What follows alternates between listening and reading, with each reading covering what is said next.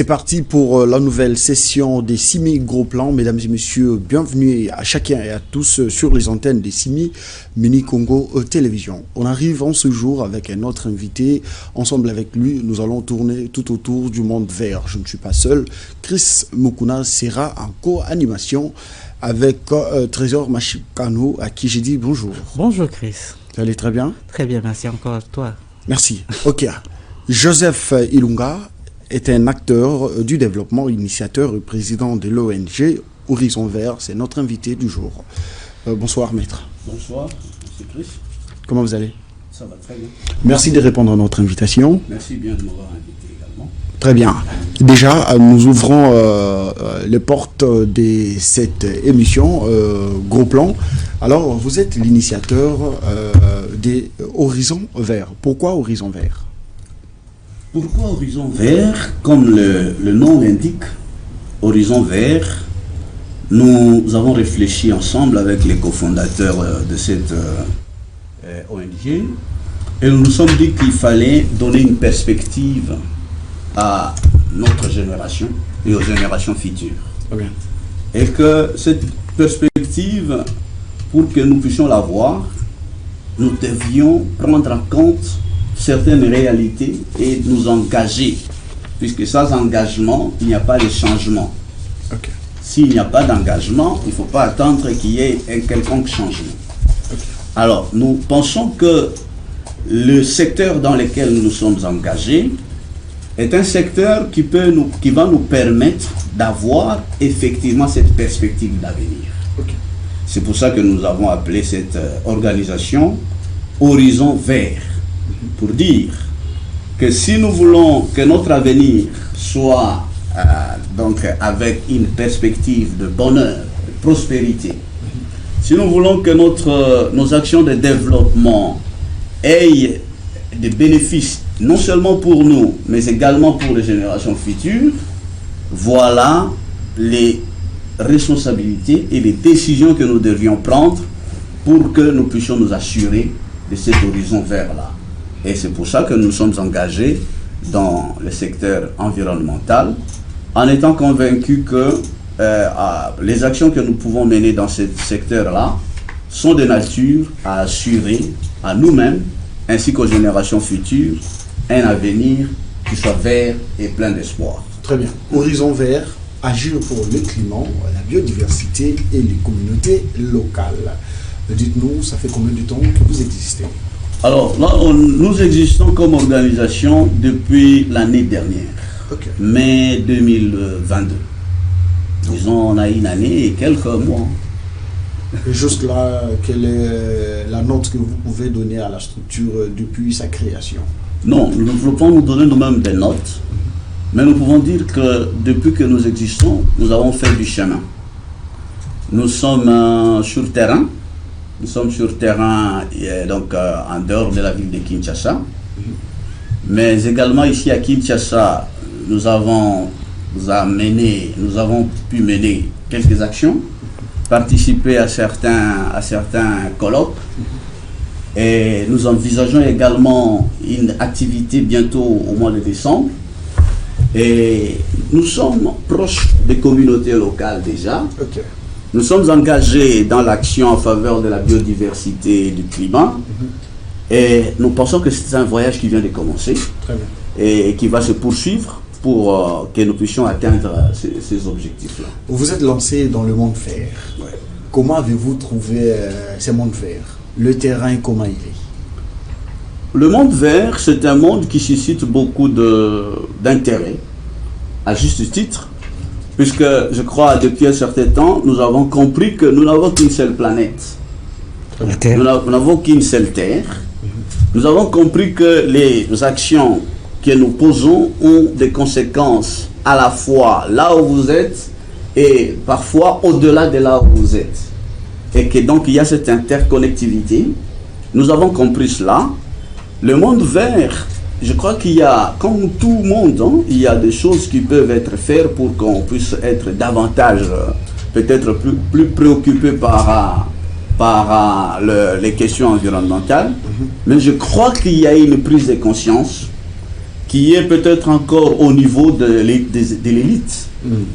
Mais nous voudrions que cette prise de connaissance, de conscience, ne soit pas au niveau des élites, mais qu'elle atteigne les autres couches de la population et que nous soyons tous conscients des enjeux autour de l'environnement. Très bien. Alors, la RDC, il y a des menaces à plusieurs niveaux. On peut dire qu'il y a des menaces au niveau des écosystèmes. Les écosystèmes, c'est-à-dire des habitats, là où il y a la biodiversité, là où les gens vivent. Et parmi ces écosystèmes, il y a par exemple les forêts. Les forêts de la RDC sont menacées, peuvent être menacées. Mais ici, nous devons se dire que depuis je crois l'an 2002, il y a un moratoire qui a été imposé par le gouvernement sur la délivrance des titres de concession d'exploitation. Cette façon de geler la situation a fait que les dégâts sont un peu résiduels. Les dégâts sont devenus d'ordre d'activités illégales, des activités illégales qui se passent par des gens qui n'ont pas de titres, mais qui pénètrent illégalement. Les activités sont aussi d'ordre totalement artisanal, c'est-à-dire l'artisanat, mais qui ne respecte pas les critères de l'exploitation artisanale, puisqu'il y a une faiblesse du monitoring, du contrôle des forêts. Il y a une faiblesse au niveau des administrations locales de l'environnement pour pouvoir suivre cela et faire respecter cela, et faire respecter ces choses. Donc il y a cette menace au niveau des forêts. Bon, nous avons des menaces tout à fait, qu'on peut dire, à côté de nous. Et vous, étant que ONG, vous vous battez pour ça, quelles sont les techniques ou bien les actions que vous devez mener pour arrêter ça? Nous sommes engagés dans des activités de conservation. Des activités de conservation, nous sommes en train de promouvoir une idée qui est venue, ce qu'on appelle les concessions forestières des communautés locales. C'est une innovation qui a été introduite pour permettre à ce que les communautés locales puissent avoir des droits légaux sur les terres qu'elles possèdent de façon coutumière. C'est-à-dire que coutumièrement, les terres appartiennent aux gens. Il y a des propriétaires terriens. Mais la loi a permis à ce que ces propriétaires terriens puissent obtenir le droit légal et que cela devienne une concession. C'est une façon de pouvoir favoriser ou de pouvoir préconiser la conservation. Puisque lorsque ces concessions sont créées, elles sont soumises à un mode de gestion qui ne permet pas l'exploitation industrielle. On ne peut que faire l'exploitation artisanale, limitée. Donc, nous sommes engagés dans des actions de conservation. Nous avons aussi des activités dans le cadre de ce qu'on appelle le RAID+. C'est-à-dire, c'est un programme. Votre cheval de bataille? Non, c'est un programme préconisé par les Nations Unies. C'est-à-dire la réduction des émissions dues à la déforestation et à la dégradation. Alors, nous sommes engagés dans ces activités comme une ONG qui accompagne les porteurs de projets. Et la pollution? La pollution, vous voyez, la pollution a plusieurs formes. La pollution, il y a la pollution de l'air, des odeurs, la pollution de sonore. Parlons plus de l'air parce que l'air nous apporte de l'énergie et on en a besoin pour survivre. Oui. La pollution de l'air, elle peut être prise en charge par beaucoup de mécanismes, par des actions de salubrité. On peut mener des actions de salubrité, mais on peut également mener des actions d'aménagement. Lorsqu'il n'y a pas d'aménagement dans une cité, dans une ville où il y a, comme Kinshasa, où on estime à plus de 9 millions ou 10 millions d'habitants, la population. C'est au-delà. Ça peut être au-delà. Donc, lorsqu'il n'y a pas d'aménagement, c'est-à-dire que nous construisons, chacun construit à sa façon. La construction anarchique. La collecte des déchets, la collecte des déchets n'est pas assurée. Et quand il est assuré, nous voyons des poubelles qui croissent, qui naissent un peu partout, et même à des endroits où on ne pouvait pas s'attendre à ce qu'il y ait une poubelle là-bas. Nous voyons des poubelles. Donc ça, ce sont des actions c'est inscrit dans nos objectifs également. Nous allons prendre des mesures pour que nous puissions les réaliser ici à Kinshasa.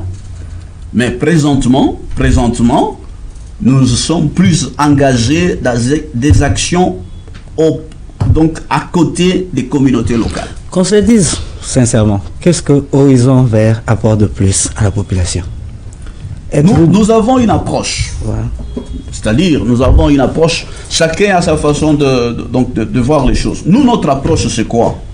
Nous avons compris que nous avons besoin de nous entourer des intelligences. Très bien.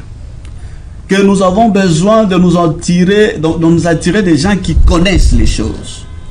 Nous avons compris que les études sont importantes pour valoriser nos ressources. Très bien. Donc, dans cette perspective-là, Horizon Vert, nous venons pour valoriser effectivement ces richesses, puisque nous sommes convaincus que grâce à ces études, vous pouvez vous imaginer qu'ici, dans notre pays, nous avons des pans entiers du pays dans lesquels on n'a plus jamais fait des études depuis l'époque, disons presque à l'époque coloniale ou après, un peu plus après.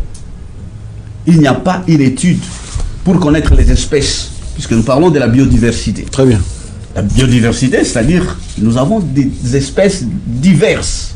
Très bien. La diversité biologique. Mais nous ne savons pas quelles sont les espèces de flore qu'on a. C'est-à-dire faire la découverte, aller à la découverte de ces espèces. Voilà. Et nous sommes convaincus que pour cela, il faut valoriser le travail scientifique au sein de nos universités. Il faut donner les moyens aux chercheurs. Il faut que la recherche puisse se faire. Qui doit donner les moyens aux chercheurs? Il y a un ministère de la recherche scientifique. Bon, le ministère est là, mais même, vous voyez, même les ONG sont des moyens de collecte de fonds. Ok. Même les ONG sont des moyens pour les causes pour lesquelles elles combattent. Elles peuvent collecter des fonds pour des causes nobles. Des causes nobles, comme vous dites. En parlant des espèces plutôt des espèces rares qu'il faut découvrir, le Congo a l'Okapi, oui, le Congo a Bonobo, oui, et tant d'autres. Oui. Alors, en ce qui concerne la protection même de ces espèces, aujourd'hui, nous sommes en train de vivre comment ces espèces sont braconnées, sont malmenées, surtout dans le parc de Virunga, à la portée des groupes rebelles, ainsi de suite. Qu'est-ce qui doit être fait pour justement protéger ces espèces rares que le monde n'a pas, qui se trouvent en République démocratique du Congo? Il faut faire beaucoup de choses, il y a beaucoup de choses à faire. Par exemple, vous ne pouvez pas protéger quand vous n'avez pas les moyens. Très bien. Bon, les parcs, les espaces, les aires protégées que nous avons-nous suffisamment de moyens pour pouvoir assurer donc la protection de ces espèces? Il y a l'ICCN qui est là. Alors, il faut financer l'ICCN. Il faut financer l'ICCN. Il faut faire en sorte que les aires protégées soient aient la possibilité de produire. Il y a des choses, cette biodiversité qui est là. Pensez-vous que l'ICCN n'a pas l'autonomie de sa gestion? Pensez-vous? Non, c'est-à-dire que l'ICCN, il faut qu'elle soit inventive. Très bien. Qu'elle puisse trouver des nouveaux moyens de financement qui sont là. Trouver des partenaires. Trouver des partenaires. Trouver donc des richesses qui sont dans ces aires protégées. Des moyens de financement qui sont là. Par exemple, vous avez des aires protégées. Ces aires protégées-là, il faut valoriser les services, ce qu'on appelle la valorisation des services environnementaux. Très bien. Il faut valoriser ces forêts-là.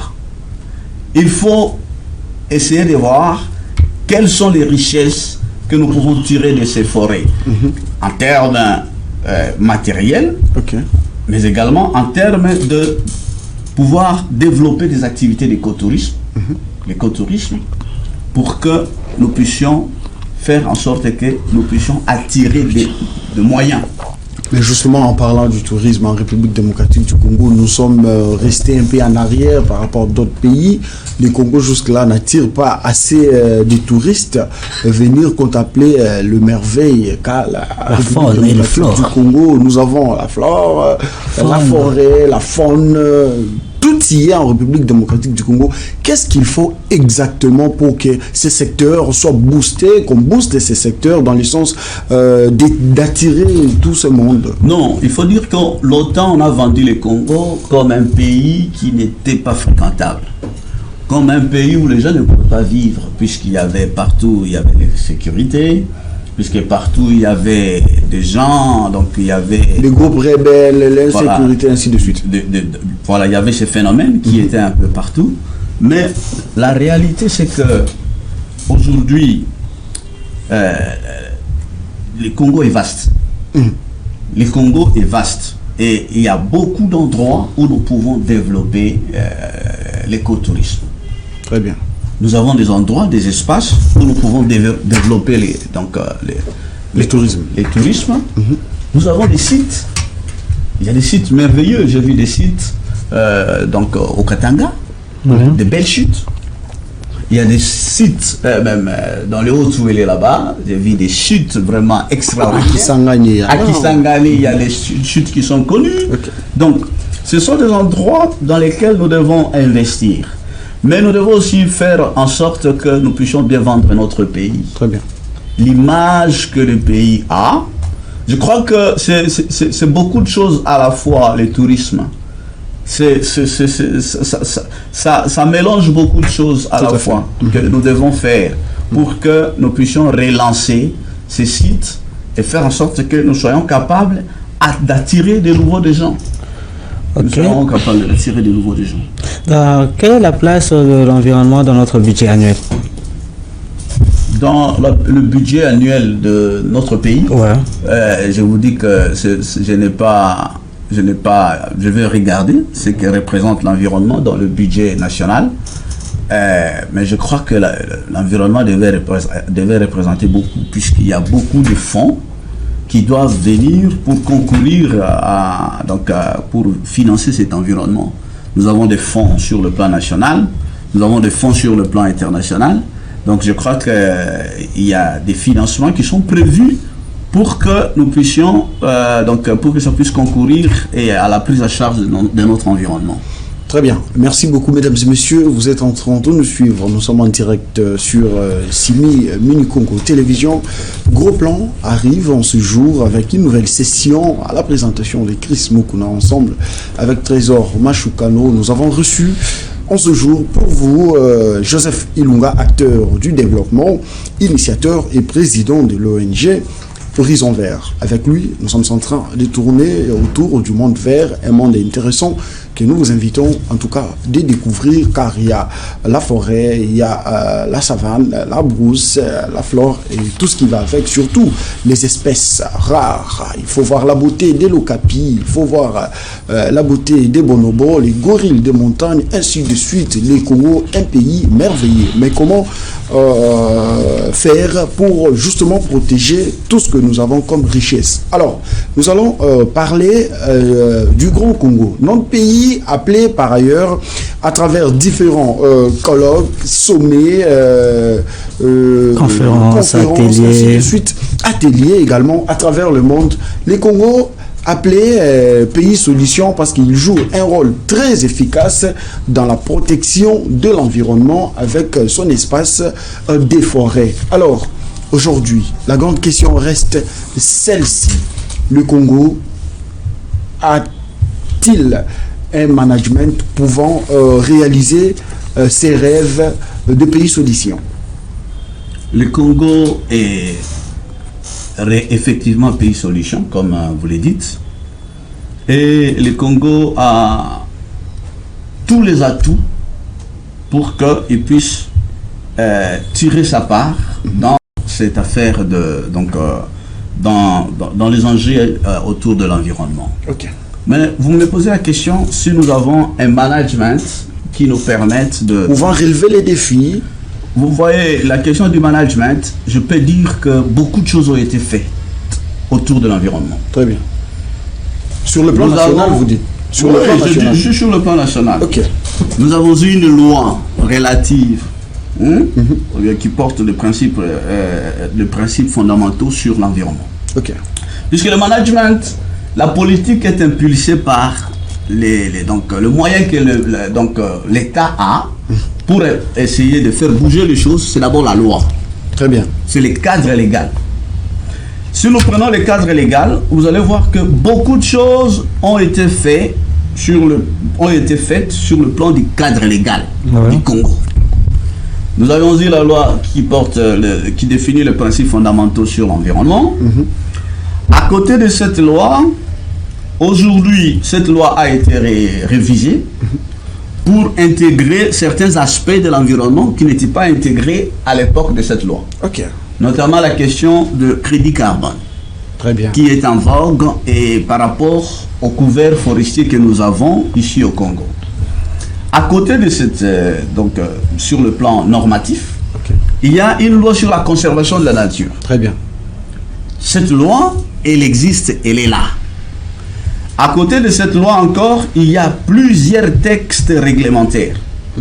Il y a des arrêtés qui sont pris, il y a des décrets qui sont pris, et dernièrement, même par rapport à la nouvelle loi sur l'environnement, il y a eu le décret du Premier ministre qui a été pris pour instituer l'autorité de régulation du marché carbone. Donc, sur le plan normatif, puisqu'il faut se donner les outils. Très bien. Et l'État n'agit que par la réglementation d'abord. Ok. Donc, et le secteur, il est libéral.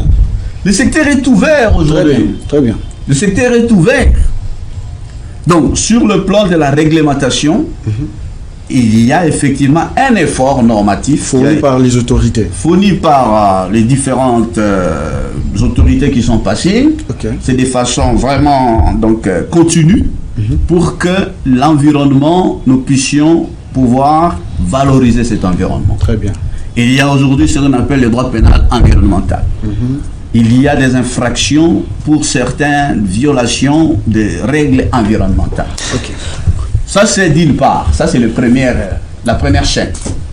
La deuxième. Puisque vous avez parlé du management. Voilà. Est-ce que vous pensez que l'horizon vert peut être l'un des activistes pour manager très bien l'urbanisme et toutes ces lois-là? Non, c'est ça notre ambition. Parce que quand on parlait de management, on voulait savoir qui peut bien prendre le management. Ok, le pays a élaboré les lois, ils ont changé, et maintenant qui doit prendre en main? Vous êtes là, vous êtes nouveau. Ça, c'est maintenant notre responsabilité à nous tous. Chacun a ce qui les concerne. Mais je vous dis que, comme dit la Bible, que mon peuple périt par faute de connaissances. Faute de connaissances. Il y a un problème puisque la loi elle-même, nous avons beaucoup de règles. Si nous pouvions les appliquer, si nous pouvions faire respecter la loi. Par exemple, la loi prévoit que tout projet qui se met en place sur le plan industriel, sur le plan économique, commercial, il faut qu'il y ait une étude d'impact environnemental et social. Mais combien de projets nous les mettons en place sans aucune étude préalable? D'où vient la faute? En tout cas, la faute, il y a une instance qui doit faire respecter cela. Très bien. C'est l'Agence congolaise de l'environnement. Très bien. Il y a des autorités qui doivent faire respecter. Il y a des inspecteurs qui doivent veiller à ce que cette loi soit respectée. Puisque quand on prend la loi, ça ne sert à rien de réglementer, de légiférer. Si après avoir légiféré, il n'y a pas l'application, on ne sait pas observer. Ça ne sert à rien. Donc, il faut qu'aujourd'hui, sur le plan de l'environnement, que l'on reconnaisse qu'il y a des dispositions qui organisent la vie des gens. Limité industriel, à l'époque, il y avait des industries. Aujourd'hui, pensez-vous, selon l'environnement, qu'on peut encore appeler ça ou bien refaire de ça un quartier industriel, avec tous ces habitants qui sont venus s'aggrouper là-bas? Bon, je pense que c'est une question qui entre Je me dans- suis référé à ce que vous avez dit qu'il faut des études de faisabilité et tout ça. Et en faisant ces études, si Non, on doit c'est-à-dire que je pense remettre pas- ces industries là-bas, Ouais. on doit continuer à fabriquer et la population qui est déjà de l'autre côté. on Non, peut pas que- l'environnement n'interdit pas l'investissement. Ok. Et la conservation de la nature n'interdit pas l'industrialisation. C'est compatible. C'est compatible. Et c'est pourquoi la loi a prévu ce qu'on appelle étude d'impact environnemental et social. C'est-à-dire, avant de lancer votre projet, vous devez faire une revue systématique des causes qui peuvent nuire à l'environnement. Vous devez répertorier ça et les identifier. Et vous devez proposer un plan pour prendre cela en charge et intégrer cela dans votre investissement. Donc, ce n'est pas une bonne façon de voir les choses, de penser que non, nous parlons de conservation et donc nous sommes contre l'industrialisation. Ce n'est pas incompatible. Et même quand vous voyez ce que c'est que la conservation dans la loi, telle que la loi définit la conservation, c'est-à-dire, c'est plutôt une autre façon de faire les choses, une autre façon de s'industrialiser. Très bien. Les forêts, par exemple, vous ne pouvez pas les utiliser comme si vous n'aviez des comptes à rendre à personne. Ok. Vous devez restaurer les espaces. C'est-à-dire permettre à ce que votre utilisation ne puisse pas empêcher les autres générations et les autres personnes de pouvoir accéder à ces ressources-là. Très bien. Donc c'est cela qu'il faut faire. Donc à limiter, s'il y a un projet, s'il y a un investisseur qui vient et qui identifie une rue à limiter pour investir, elle devra, préalablement à son investissement, produire une étude d'impact environnemental et social. C'est tout un processus qui passe par des collectes de données et c'est multidisciplinaire. Il y a des gens de plusieurs disciplines qui doivent intervenir, des urbanistes, des démographes, des gens qui doivent intervenir, des économistes, donc ils doivent intervenir pour voir si les projets là, au milieu de la population, peuvent se faire. Et votre ONG, comment pense-t-il s'étendre sur toute l'étendue de la République? Bon, notre ONG, comme nous avons dit, aujourd'hui déjà, nous avons des contacts. Nous avons des contacts qui viennent spontanément, Voilà. soit du site Kivu, par exemple. Je prends un exemple. Nous sommes dans le Haut-Touélé, nous sommes à Kinshasa, nous sommes au Congo central. Donc, nous allons par projet. Et à côté de notre vision, d'aller projet par projet, il y a aussi des initiatives spontanées qui naissent et des gens qui disent non, moi je vais être votre point focal ici. Donc soit ils ont vu nos réseaux sociaux, ils ont vu quelque chose et ils disent non, moi je vais être votre représentant ici à tel endroit. Et donc nous pensons que c'est de cette façon que nous allons aller progressivement et pouvoir apporter notre message partout à travers le pays. Et quel soutien pouvez-vous demander au peuple congolais par rapport à votre ONG? Non, le peuple congolais, il nous soutient. Le peuple congolais... De quelle manière ils doivent Non, soutenir? le peuple congolais, il a besoin que nous soyons à côté de lui. Ouais. Que nous soyons à côté de lui. C'est une activité légale, ce que nous faisons. Nous sommes dans un cadre bien défini par la loi, organisé. Et le peuple est là. Je sais que le peuple est attentif. Le peuple a besoin que notre message soit à la hauteur. Le peuple a besoin que notre message soit clair, qu'il les comprenne. Et le peuple, je crois, il va adhérer. Passez alors ce message-là clair et qu'ils le comprennent. Non, notre message, c'est que c'est possible que notre pays tire tous les bénéfices de recherche pour que nous puissions faire valoir. Sans connotation politique ou religieuse. Non, c'est une cause qui concerne le développement. Ouais. Nous sommes apolitiques, nous sommes non confessionnels, nous sommes une ONG et nous rassemblons tout le monde. Très bien. Okay. Merci beaucoup Joseph Ilunga, vous êtes acteur du développement et initiateur, président de l'ONG Horizon Plus agir pour le développement, la biodiversité et les communautés locales. Alors, la toute dernière question est celle-ci. Aujourd'hui, pouvez-vous nous dire, est-ce qu'il y a-t-il des projets agricoles qui sont réalisés en République démocratique du Congo et la RDC a-t-elle une banque agricole? Bon, ce que je peux, de ma connaissance, ce que je peux dire, c'est que la RDC, l'agriculture en RDC est plus un luxe. Un luxe? Ouais, c'est ce qu'on constate. Elle est réservée pour une certaine caste de gens qui ont des moyens et qui peuvent investir. Ce n'est pas une politique impulsée pour que on puisse entraîner dans l'agriculture le plus grand nombre de populations, les paysans. Okay. Ce n'est pas une politique. Mais il faut que cela soit une vraie politique. Et pour cela, on doit inciter la population par des moyens qui permettent aux gens d'investir sans nécessairement attendre payer par eux-mêmes. Okay. Il faut inciter les crédits agricoles. Il faut une politique de coopérative. Il faut qu'on développe cette politique solidaire au niveau des campagnes, au niveau de collectivités. Il faut que la population ait un encadrement pour que, puisque ce n'est que donc la production de ces populations les uns avec les autres, c'est cette population qui va créer les volumes et qui va permettre à ce que l'agriculture soit relancée. Très bien, merci beaucoup, Maître Joseph Ilunga. Je le disais tantôt, vous êtes acteur du développement, mais aussi initiateur et président de l'ONG Horizon Vert. Aujourd'hui, vous avez répondu à notre invitation. C'est la première, mais j'espère que ça ne sera pas la dernière. Votre participation dans cette émission au gros plan réalisée par Hippo Ndombasi, Vasco Mafungu, Fia Ndonga, la coordination technique, et Marla Ntukula à la réalisation. À la présentation, c'était Chris Mukuna, ensemble avec Trésor Machukano. Nous avons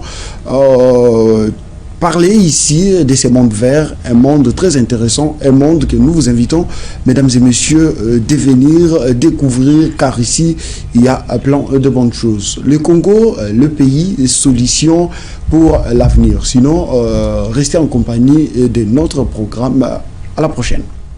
Merci.